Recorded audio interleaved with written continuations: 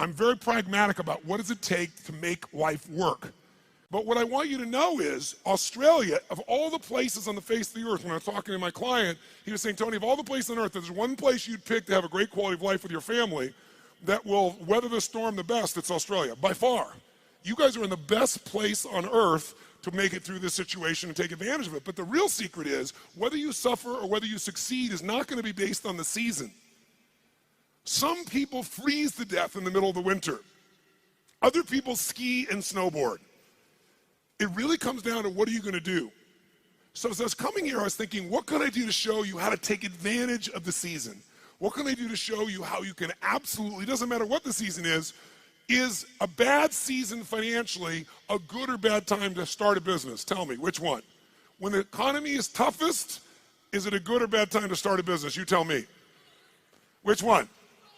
You go, well, of course, that's what he expects me to say is good.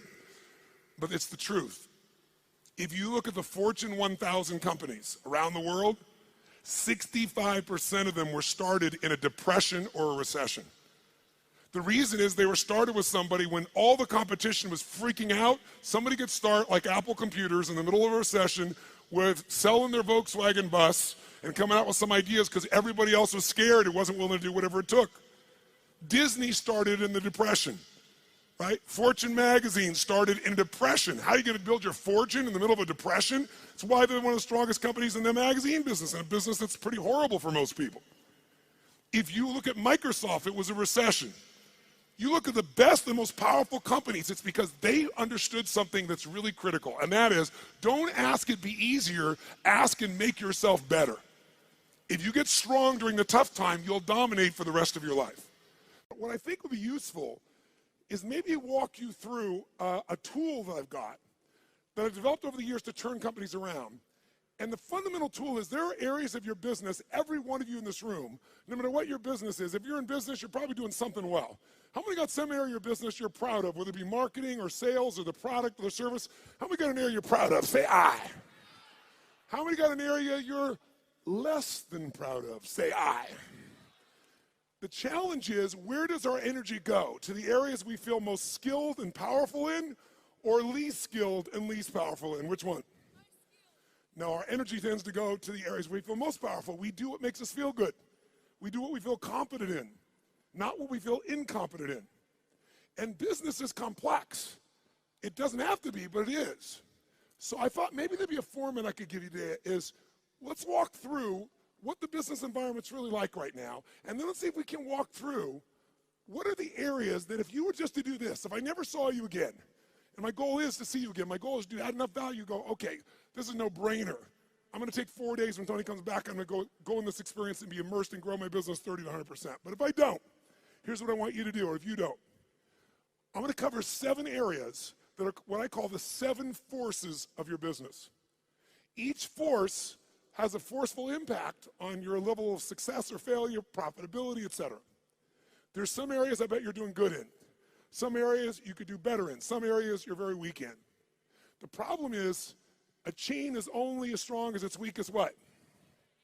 And in business, so many businesses go through challenges because those weak links are the ones that destroy you, not your strengths. It's true around the world, but actually Australian business is interesting, a little bit more intense than even business in the US in one category. What percentage of Australian businesses are still alive 5 years after they start? Who knows? What percentage of Australian businesses are still alive 5 years after they start? I'll give you a clue. 90% of all Australian businesses are gone in the first 5 years. If you and I are going to really make this thing work, it's that we got to look and say, okay, why do they fail? Why do so many businesses fail? Why is it? I mean, good-intentioned people, smart people, strong people, and yet they still fail. And many of them had good products, good services. They had great advantages when they start. They may have been successful for 3 or 4 or 5 years or even 10 years, and now they're gone. I will tell you what I've seen in my life, and I've had the privilege now of working around the world with 50 million people through my books and tapes and audio and video programs, but I've worked with 4 million people, 4 million from 100 different countries. over the last 34 years. I can clearly tell you there's patterns you don't miss when you've been with that many people and that many businesses. And the one pattern I can tell you above anything else is most businesses fail because they fail to anticipate what's coming. Write that down. Write down, anticipation is the ultimate power. If you fail to anticipate, no matter how smart you are, you're going to end up reacting and your business will pay the price. And the price in the sport we're in is death of the business, just like a gladiator. Now, what do I mean by this? Maybe I can show you what I mean by giving you an example that more people could relate to. I want you to sit up in your chair with some energy. So I know you're in it. Sit up in your chair with some energy. Make sure the person next to you's got some energy. And I want you to yell out, I, if this describes an experience you really have. And I want you to be honest. If it doesn't describe an experience you have, don't say anything. But if it describes an experience you have, I want you to raise your hand and go, I, all right? So here's my question. How many of you in this room have ever experienced the total and complete humiliation that comes when you play a video game against a child? How many have had this experience? Say I! How many have had this happen more than once? Say I! Who always wins when you play a video game against a child? Who? The child. Why? Is it because they're smarter, quicker, faster? In fact, don't even tell me why. Think about how the process occurs. First of all, you don't play many video games, so you're smart. You don't offer to be a part of this game. It usually occurs because one of your children, or you maybe you're an aunt or an uncle to someone, or a friend, and they say to you at Christmas time, Auntie, Unc, somebody, Mom, Dad, play this game with me. And you say, no, I don't play those games. You go enjoy it. I'm no good at it. And they go, no, it's really easy. Let me show you. And they hand you this little gun. They go, just choon, choon, choon, choon, choon, bam, bam, bam. You just shoot guys just like that. It's so easy. And they go, come on, do this with me. And finally, you acquiesce. And then what happens? You should know you're being set up when they say, you go first.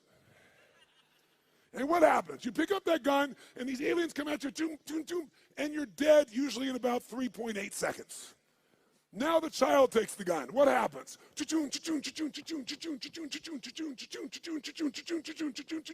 And about 45 minutes later, you get your second turn.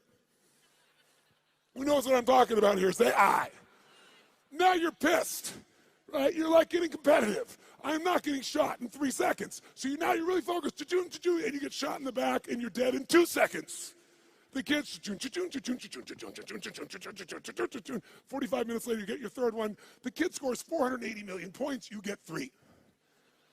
Who's had this experience? Say I. Why does the child always win? Is it because they're younger, faster, smarter, more flexible? Their minds are wired this way. No, listen to me. The child always wins because they played this game before. And because they played the game before, listen to me, key words, they know the road ahead. And if you know the road ahead, you have the ultimate advantage over everyone around you. You must know the road ahead. Why? Because when you know the road ahead, you can anticipate. Write it down again. Anticipation is the ultimate advantage in business and in life. Anticipation, when you know the road ahead, you know what's coming. When you know what's coming, you can anticipate. When you can anticipate, what's the benefit of anticipation? When you anticipate, you're ahead of the game. If you're not anticipating, what do you have to do? React. And when you're in the game of business and you react, you're going to die. It's that simple. I don't care who you are. I don't care how long you've been in business. If you find yourself reacting, you're going to die. You're in business and you didn't anticipate some of the challenges coming up with technology, and all of a sudden it eats you up in a week, in a month. What you built 5, 10 years ago disappears. Who's seen this happen and knows what I'm talking about is real here? Say I. So we're talking about the most important skill of all here. Anticipation, because otherwise you're reacting. Why does the kid succeed? They played it so many times. Guess what they know when the game starts? First bad guy's here, second bad guy's here, third bad guy's here. They don't wait, they anticipate, and they take control. If there's one gift you could give yourself, is to know this. Write this down if you would. The biggest chokehold in any business, is always the owner/leader. It's the owner-leader's psychology or skills. The biggest chokehold in any business is the owner and leader's psychology or skills. Your mindset, what eats you up is you don't know what's coming. You don't have the skill to handle what's coming because you don't know it. Or you're so beat up psychologically, emotionally by what you've been through, you can't find the answer. So as a result, you end up with a story that limits you. You end up in a state that limits you. What's stopping the business, another way of saying this is the story, the state, and the strategy of the owner or the leader. If you change that owner or leader's state, story, and strategy, you change everything. If you don't, they're not going to succeed. So Bill Gates is a gutsy bastard. Bill Gates has a lot of, the guy took big risks. He was at Harvard, had a great education set up, wasn't doing so good, but he read a magazine article about the first personal computer called the Altair. And as he read it, he said, you know what? I think this is the future. He anticipated the changes that would come in the future. But he had guts and he took a risk. That's why he's who he is. He called the guy up and he said, listen, I see you got this new computer. You guys need software for that. He said, I've written software for it that'll make it run perfectly. Was that true? Yes or no? It's total bullshit. He made it up. He was just being gutsy and saying, if I tell the guy I've got software and he says, come see me, I'm going to figure out how to do it. Pretty ballsy. Sure enough, the guy said, bring it to me in 3 weeks. So he had 3 weeks to come up with software between he and his partner. And he worked around the clock. And literally, when he went to Altair in New Mexico to show this software, he didn't have a computer to test it on. He didn't know if it was going to work for sure. Thank God for his future, it worked. It was a gutsy, risky thing. He invested all his time and energy. He blew off his school. He did everything. And thank God for him, it worked. But that didn't make him wealthy. You know what made him wealthy? Something called MS-DOS. MS-DOS was software that he did not write. He bought MS-DOS that made him $3.5 billion for $50,000. Bill Gates bought it for $50,000 from somebody else. He saw IBM and he was studying his competition. And he said, they think they're in the computer business, and I think the computer business is going to become a commodity at some point in the future. I want to control the intelligence that controls those computers. So what I'm going to do is I'll offer the software and I'll just go buy it from this kid over here. Now, $50,000 is a huge sum of money. Most business people don't have guts, they don't take risks, and they don't invest. He said, I got to do this. Rolled the dice, got it locked up, went to IBM and convinced them. Now, IBM wanted it. What did IBM want to do? They wanted to buy it from him. He said, no, I'll rent it to you. They said, no. He said, look, you're not in the software business anyway. You're in the computer business. You don't want software. Software changes. You don't know that area. Let me do this for you. The biggest strategic, remember I said your life is controlled by your what? Decisions. That decision made him wealthy. That decision for IBM made them a has-been in a short number of years. You have to anticipate the shifts. Am I making sense with you here, yes or no? So, what's the solution? The solution, listen to me, is constant and never-ending improvement on the areas that control the success or failure of your business. Constant, never-ending improvement. It doesn't have to be huge, but it has to be constant. Incremental improvements in the areas that matter on a regular basis, and you will dominate as long as you also anticipate. So let me give you 7 real fast because I'm on tight on time. Let me give you the first of the 7. Let me show you how it works. I'm going to start with the end in mind. If you're going to be successful in business, the end outcome, what makes somebody successful in business is not that they make a sale. If all you do is make a sale, you made a little money. To have a business, it has to be sustained. To be sustained, you have to build clients, or at a minimum, what I would call raving fan clients, raving fan customers. Now, why is the target of all business a raving fan customer? Well, first of all, what makes a human being wealthy in financial terms? What will make you wealthy is only one way to get wealthy and stay wealthy. Add more value to other people's lives than anyone else can possibly do. If you add more value than anybody else, you will have people be a raving fan of your product, service, or company. And raving fans are the best marketing in the world because today, nobody pays attention to advertising unless it's shocking. And even then, it doesn't necessarily sell the product. What sells products today is people telling people this is the best shit you can get. How many agree with me on this right now? Say aye. And you can't buy that word of mouth. You can only deliver it by delivering such an incredibly valuable experience or product or service that people tell everybody about it. The first key to getting to that target, if we're gonna grab hold of our energy and we're gonna race towards this target, is you have to do step number one. Step one in a business is you got to know where you really are. You got to know where you really are, and you got to build what I call a business map. Now, what do I mean by a business map? Well, think of it this way. How many of you in this room have a 5-year business plan right now for your company? 5-year business plan, raise your hand. Now, a group of 9,000 people, I'm seeing maybe a dozen hands. The reason you're seeing a dozen hands is because even if you have to have a 5-year plan, it's bullshit. And I'm not being disrespectful. It's bullshit. Why is it bullshit? Everyone tell me. Why is a 5-year business plan in the world we live in today total bullshit? Why? Because the world is changing so fast, you have no clue what's going to be here in 5 years. You're kidding yourself. So what do? Throw up your hands and just hope it works out well? That's a disaster too. What you need is a business map. A business map means you understand the territory. You understand what's happening, where it's happening, so as you're moving along, you can adjust with that map to get where you want to go as the environment changes. The way you frame what business you're in to yourself is the single biggest limit in your business, and I promise you it's limiting who you do business with as well. You know, if you ask Peter Drucker, one of the greatest business geniuses of all time, he used to say, there's really only one question, maybe two in business. His question is, what business are you in, and how's business?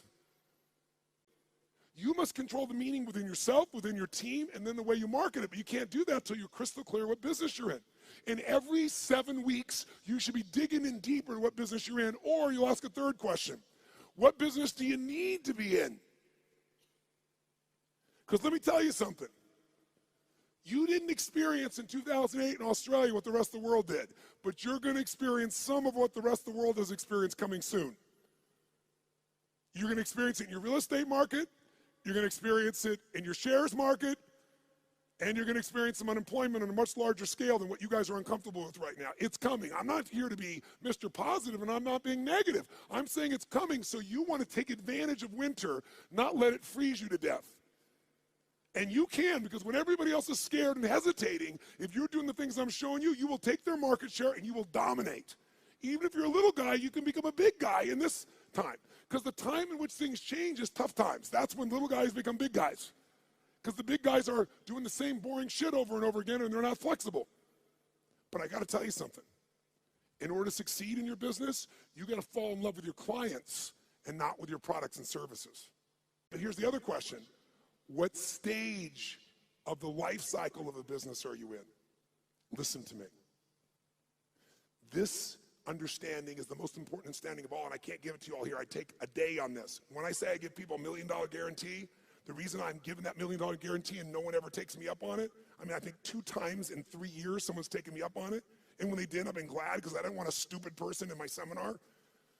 I was like, if you can't see this is going to save you $1 million and make you $1 million, you shouldn't be in here, right? I'm happy to refund your money. Is this material. And this material is understanding the life stage of the business. See, businesses have life cycles just like humans do. So watch this for a second. Which can get into more trouble, an infant or a toddler? Quick, nice and loud. Which one? Nice and loud. Which one? Why? Because the toddler's more mobile. They can go, what does this rock taste like? Right? Which one could get more in trouble, a toddler or a teenager? That's right. Tell me, if you give your car to a teenager and you say, drive it never above the speed limit, what can you promise and guarantee they're going to do? Are they going to speed, yes or no? And the worst thing that can happen is they get away with it. Let me explain what I mean. Businesses have stages of development. What did I tell you was the most important thing to business? The power of anticipation. What if there was a way to know in advance what problems you were going to have in your business before they happened? You knew exactly what they were, how they were going to happen, and what to do to prevent them right now, no matter what stage you're in. How many think that'd be worth its weight in gold? Raise your right hand and say, aye. That's what happens when you understand the stage. Let's go to number 2. The second key force of business that you got to be working on is constant strategic innovation. Now, what the hell does that mean? Sounds so complex. Strategic innovation. Notice I didn't just say innovate. You can innovate, and it may not make a difference. And innovation takes time, energy, and money. It's got to be innovation the customer cares about. Let's go back to Peter Drucker for a moment. Peter Drucker has always said that the core of all business is only 2 things. If a business is successful, these 2 things are its core: innovation and marketing. Everybody else in your company is employed by the people who innovate and market for your company, because without them, there is no company. Now, what does innovation mean? It means finding a way to meet people's what? Needs. It means finding a way to add more what? Than anybody else is adding. But listen to me, and maybe this will help you understand innovation in a different way. People say, but I am meeting their needs, and my customers are really happy, so why innovate? Because it's called innovate or die in the world we live in. Let me explain why. How often does Apple Computer, even though they're the best, find a way to innovate again? How often can you count on it? Is it consistent, yes or no? Every year, sometimes multiple times in a year. Isn't it true? That's why they're number 1. So what you have to do is you can't just meet your needs. You got to meet their needs in a new way. Meet the needs even more. Add more value, but do it in a new way. That's how you have raving fan clients. It's not enough to meet their needs. It's not enough to add more value. Got to do it in new ways all the time. It makes it sexy. It makes it mysterious. It makes it interesting. It makes them want to engage you. It gets them to tell everybody else about the new thing you're doing. Okay? Now, let's go to number 3 real fast. I'm going to have to kick this in gear to catch up. So number 3 is, if you, what was it that we said Drucker said? All business is 2 things, innovation and what? Come on, guys, innovation and marketing. Answer this question for me. Does the best product or service always win? Yes or no? Nice and loud, yes or no? Which company always wins? McDonald's? Where does that shit come from? No, the best marketed product or service. For better or worse, and let's use McDonald's, okay, ma'am? That's a good example. Tell me something. Perfect example. Does McDonald's make the best tasting hamburger in the world? Notice we got a universal 9,000 person response. No. Is it the tastiest? Is it the best quality? Yes or no? But it is the best what? Marketed, as you would say, marketed in the world. I call it marketed. The point of the matter is, this company understands marketing, and even though they have a shit product, they got billions and billions and billions of people to eat that shit. Now, here's the problem with marketing today, and it's a significant problem. I want you to think about this. Does anybody know how many marketing messages the average person had to see 15 years ago? How many messages before they would start to seek you out to consider buying your product, where they would do something active to seek out your product? Does anybody know? 15 years ago, how many times did they have to see a message from you on average if you had a quality ad? The answer is 4.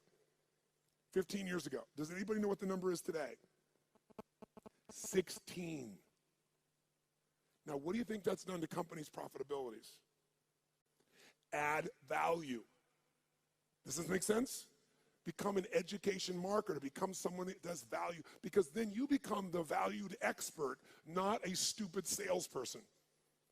because you're giving me something. And if you give me something, I want to give you something. I'd love to give you my business if you're going to give me something. But if you're just going to advertise, screw you. Raise your hand if you follow this. Say I. And then you don't have to go for 16 exposures. You can get somebody in one exposure. And they'll answer your emails. And they'll reach out to you. And you'll watch your business grow like you can't even dream. Force number 4 is the constant, never-ending improvement of sales and mastery systems. Sales mastery systems. Marketing is wonderful, but if you don't convert that marketing into sales, you don't have a business.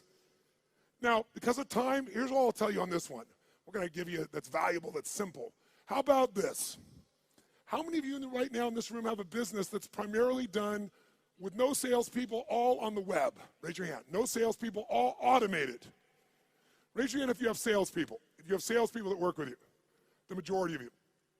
If you have an automated business, no matter how good it is, you don't want a one-legged stool. A one-legged stool at one point can get in trouble and you collapse. You want at least 3 legs, and one of those legs, as a minimum, has got to be a sales team. Now, how can you grow, though, when you're a brand new small business or you've been around a while? Well, technology today allows us to be able to hire people to go to work for us literally 24/7, 365 all around the world. We literally have more than 150 people that work for one of my companies, all of which live in different parts of the world, all of which we know only by way of our experience of them, by way of Skype calls where we can see them and coach them, but we measure them better than the persons in the same room with us in the old days. We know what they're doing every moment. We know people are responding. We know everything because it's all fed to us by the web. We have virtual companies now. So if you don't have a lot of resources, we can show you how to get 3 or 5 salespeople in your little company, like these couple of guys here that right now are operators. What if you had 3 people that their entire life was about how to make sure they filled your business? Well, you wouldn't have one little location, you might have 5. But here's what I can tell all of you, just give you one quick hint in this area in the time that we got. Write down one thing. Great salespeople are not trained, they are found. Great salespeople are not trained, they are found. And then trained to be even better. And this is coming from a guy that's trained 2 million salespeople in the world. I did that for 15 years. It's one of my jobs. Here's what I mean by this. Write down this phrase. Nature is the most powerful factor. Nature is the most powerful factor. If I was going to give you something in 2 seconds right now, I'd say it's this. If you're going to get a great person to sell for you, you can train somebody all day long, but their nature has to match the job. The 5th force you got to take control of, you've got to have constant anticipation. Remember that key word, anticipation? So you're not reacting, you're anticipating, you know the road ahead in 2 areas of your business. Legal, and I know you're not a lawyer, at least most of you, but you got to know where your risks are, and financial or accounting. Now, how many of you in this room as business owners hate accounting? If you're with me, brothers and sisters, can I have a hallelujah? However, unfortunately, even though you hate it, how many of you in this room have ever been bitten in the bum, so to speak, because you thought the numbers were one thing or they meant something or your cash was one level and it was another? Some accounting piece that really, really hurt you at the time. Who's had this experience before? Raise your hand nice and high. Say I. I want to tell you something. More companies go down because most of you in this room do not like accounting, and I do not want to sell you on being an accountant. What a boring-ass job. But I do want to sell you on knowing enough of this that you can run that accountant or that CFO. Because you still have to lead, and if you don't, you'll become part of the 99% that fail. I don't care how big, smart you are, I don't care how much your sales are. Learning how to manage your business includes the economics, and we take half a day and make it fun so that you can kick ass with any CFO or accountant, and you can ask them questions they don't know. Let me ask you 2 questions real fast. Question 1. How many of you have a specific day of the month that you always go through your financials and you never, ever miss on your business? Raise your hand. Keep your hand up and look around the room. It's not even 3% of the room that does this. That's why 99% go out of business. Remember I said in the beginning, what is the chokehold in the business? It's the psychology and the skills of the entrepreneur. If you don't develop the skill of knowing how to manage the finances, I don't mean write it down and do the accounting. I mean know how to read that and use that information as intelligence to guide yourself, you're going to be in trouble. In business, nobody gets a special license. You can go out there and know nothing about numbers except what you think you know, and that's why you go out of business. This is a skill. If you don't get it from me, you better go get it now. But I can give it to you in a fun way in half a day of the 4 days, where you'll be able to read financials and find stuff your accountant's not finding. And then what you want to find is the intelligence that allows you to know how to run your business more effectively. I'll give you a little clue. Who here knows the 3 documents you've got to see every single month to run your business? Raise your hand if you know the 3 and can name them. Look around the room. Look at this. We got 9,000 people in this room, and maybe 20% of you even know the documents. You don't review them, you don't even know what they are. Here, I'll give you a little gift, something that took me 20 years to figure out. Little gift.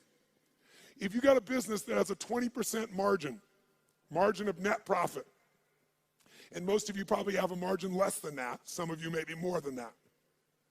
But if you have that, and you just cut 12% of your costs, 12% of your costs on a 20% margin company, you'll grow your profits by 50%, meaning you'll have a 30% margin. If you want to, listen to me, you want to grow your profits 50%, all you have to do is cut 12% of your costs. But you're never going to do that when you don't even look at your own financials. Let's go to the next one. Finally, number 6. Number 6 is, what if I said to you there was treasure in your business, and that treasure is just waiting for you to come by and pick it up? But you got to dig for it. But if you pick it up, it's going to cost you nothing. What if I said to every one of you in this room, no bullshit, no hyperbole, no exaggeration. In the next 6 to 12 months, 18 months at the outside, in a tougher economy even, you could grow your business 30 to 130%, no exaggeration, no hyperbole. And it's not going to cost you any more money to do it. When I say it's not costing you any money, let me be honest. You might find by spending $5,000, you could make $150,000. Or by spending 10, you could make $500,000. So to me, that's not spending money. How many follow what I'm talking about here? Say I. That is this skill. This is my strongest skill. This is why companies call me in to do turnarounds. This is why my companies are where they are through all the economies and all the countries I've been in, all the industries. You have to learn the skill of optimization and maximization. That's this point. You have to learn to optimize and maximize your business on an ongoing basis. Now, what does that mean? It means figuring out how to do what you're already doing, where you get a geometric result from a bunch of small changes. Small changes that accumulate to create a geometric change. But you gotta master this. Go home and figure this out by itself if you want to, and you can start making progress right away.